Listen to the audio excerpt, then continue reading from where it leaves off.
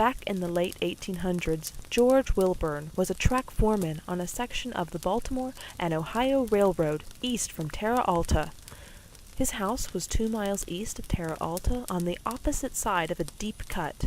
His house was large and his family was small, so his wife boarded 3 of the laborers on his crew, Joe, a married man, and Bob and Richard, 2 bachelors. Whenever they were paid, Bob and Richard usually spent the evening in Terra Alta, playing pool and gambling in the local taverns. One payday, it was Bob's misfortune to draw the job of inspecting the track. This would keep him from spending the evening on the town. Because he needed the extra money to send to his family, Joe volunteered to do the job instead, so Bob and Richard got together and went on their merry way towards the town. During the evening, Richard was put in jail for drinking and disturbing the peace. Bob lost his entire payroll on a poker game. Mumbling to himself about his loss and having no money left to continue playing, he got up and started down the track back toward the house, without a light.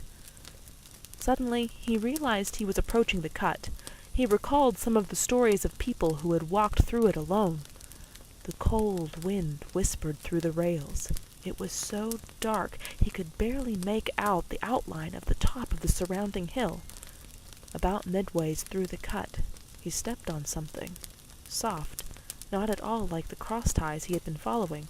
Kicking it around a bit with his foot felt like an animal. Bending down to remove it from the track, he was completely flabbergasted when he discovered what he'd found. It was a human head. Bob was so frightened that he ran the rest of the way back to George's house, where it took George and his wife about an hour to calm him down.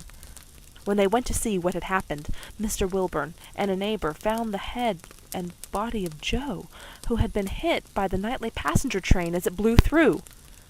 Several days later, Bob quit his job. He said he kept seeing the headless form of a body under the coach of a night train. Mr. Wilburn tried to convince him there was no such thing as ghosts, but still, Bob quit and moved away to another part of the country.